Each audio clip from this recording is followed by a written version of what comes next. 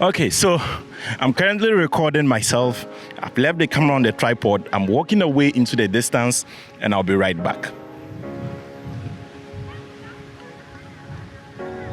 Okay.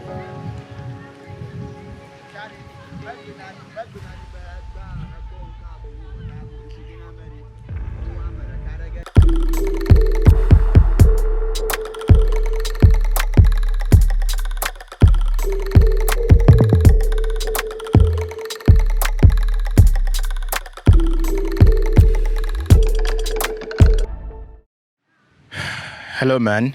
Yeah, hello, man. How you doing, bro? Yes, I'm at the beach and I had my camera stolen. I was trying to record myself and my camera was stolen. What? You mean like seriously stolen? All right, let me put my phone. Yes, let me call you on video so you can see what's happening. Okay. Yeah, so can you see? Yeah. Yeah, so I'm currently here. I mean, give me a moment. What actually happened? Yeah, man. I just left the camera and I walked away and that happened. What? Did you start recording? Yeah. Really? Is there someone behind you holding the camera? What? Oh, come on. Hey! See, Yeah, chase him, bro. Chase the person, bro. I just lost the person. I saw the person holding the camera and was just running towards this direction. Hey! I've seen. What's up, bro? Get the person. Get him. Have you ever had this awesome idea and you felt like, let me step out and film this, and you don't have someone to film you? Well, we've all been in that situation before, and that is why I decided to make this video today to share with you 5 tips which are the most surest way to make sure that you are able to film yourself successfully. So let's get right into this. Have a concept in mind. Guys, just as they say in film schools, story is king. So just even having an idea of what you'll be filming yourself doing, it's actually going to be of immense help to you. So before you step out, just make sure you have a concept in mind. Choose your camera wisely. Guys, this is so important because the kind of camera you choose to film yourself with can really be the make or break of your video. For example, you can want to film yourself and send a camera like the Arri Alexa or send a camera like the Red to set. That would virtually be a Herculean task or a virtually almost impossible task to achieve. So selecting a very small camera or a camera that isn't so heavy enough will really be of immense help to the success of your video. So a general tip I like to share in this case is that make sure that the camera you're selecting has a flip out screen. That can really come in handy, but if it doesn't have a flip out screen, you can attach an external monitor to it so that you can see yourself. But as much as possible, sometimes I try to discourage this because anything that has a cable or that lets you plug in a cable can sometimes slow you down on set. So just make sure that you choose your camera wisely. In my case, I decided to simplify it by filming myself with an iPhone. Video settings. For example, if you're using an iPhone like I did for this shoot, you go into the settings and click on the camera button and make sure you select the highest form of resolution that is available. If your camera can record in 4K, make sure you record in 4K resolution. And apart from the resolution, make sure you are recording in at least 60 frames per second so that you'll be able to slow down the footage very smoothly in post. Now, the 4K also comes in handy during the editing bench because filming yourself means leaving the camera on the tripod or just getting creative and placing the camera somewhere and walking away from it or just letting it film you. So having a wider pixel area range like recording in 4K will allow you to be able to zoom in, zoom out, or probably add some kind of movement in post. Select your focus point.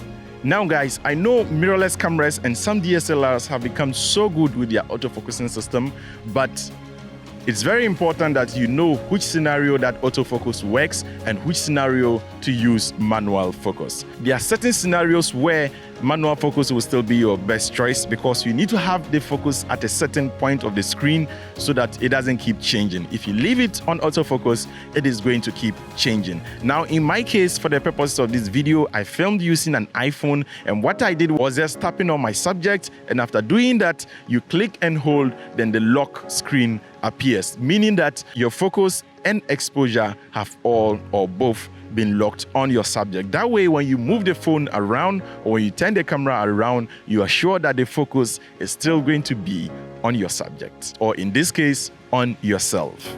Shoot variety of shots. Guys, make sure you shoot more than you need. It's okay to shoot shots that did not work out well. It's okay. Not everything you shot should make it to the final piece. So just feel free to shoot. If it's not nice, just delete it or just keep it there. Probably don't just use it at all. But a major tip I have for you within this is that make sure you always get an establishing shot of whichever area that you are shooting, because that certainly would come in handy. And most of the times that allows your audience to be able to know the location that you are in. So that is all the 5 tips I have for you guys. Wow. There's a bird out there and it's making this noise. I hope it's not too loud. Let's continue this video. But for staying to this point of the video, I'm going to give you 3 extra bonus tips. The first bonus tip I'm going to be giving you is that keep the screen continuity correct. So for example, if you shot shot A and the character was moving or you were moving from left to right, make sure that in shot B, you are continuing that same motion. But if you display shot A and you are moving from left to right, and in shot B, you are moving from right to left, then it doesn't create a smooth transition. So make sure that you keep the screen directions correct at all times. Or if your subject walks towards the camera, make sure that in shot B, he or she is walking away from the camera. And that way you keep the screen continuity correct. The next bonus tip is to check the security of the area where you are filming in.